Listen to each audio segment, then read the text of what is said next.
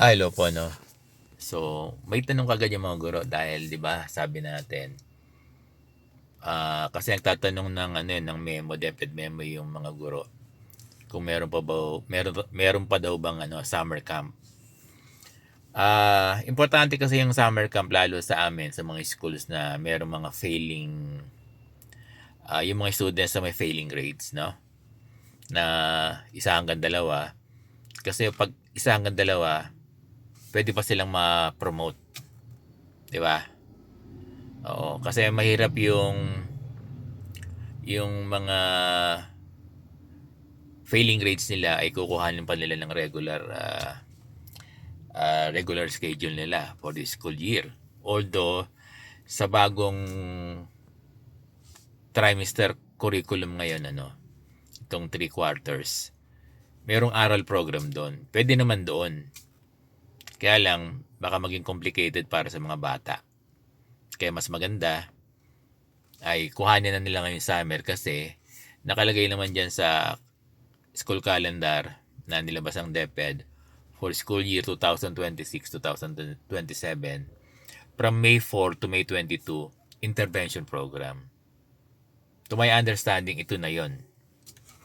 Ito na yung summer class intervention program, o kung gusto natin tawagin na learning camp. Kaya lang, wala namang nilalabas na na guidelines pa yung DepEd. Kaya yung May 4 to May 22, pwede ito. Kasi nung last year naman, di ba, na summer camp,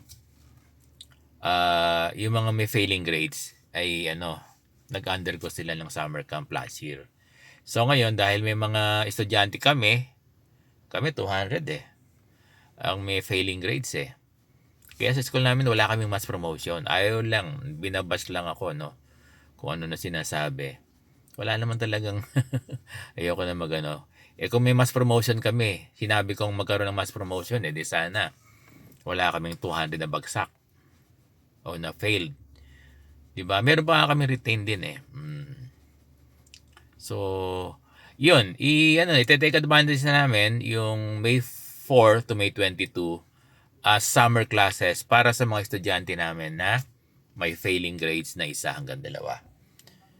Ngayon, ang tanong ng teacher pala, pwede raw bang hindi sumama diyan sa intervention program o dito sa summer class from May 4 to May 22? Alam nyo, pag inassign kayo ng principal nyo, kasi pwede naman na kayo talaga umattend Pinili kayo. Yun nga lang na nakakahiyang tumanggi, di ba? Di ba?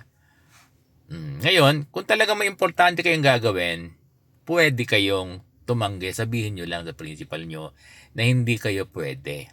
In a polite manner. Di ba? Kaya ka nga pinili ng principal mo dahil nagtatrust sa'yo. Di ba? Tapos tatanggihan mo. Pwede naman. Pwede naman tumanggi.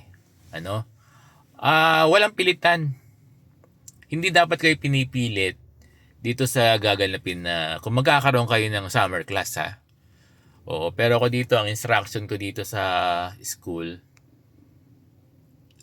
kasi si Sir Bong, nalulungkot din ako na may mga batang bumabagsak. Kaya lang yung mga guro, hindi ba? Nalulungkot ako pero hindi ko sinasabing i-promote nila.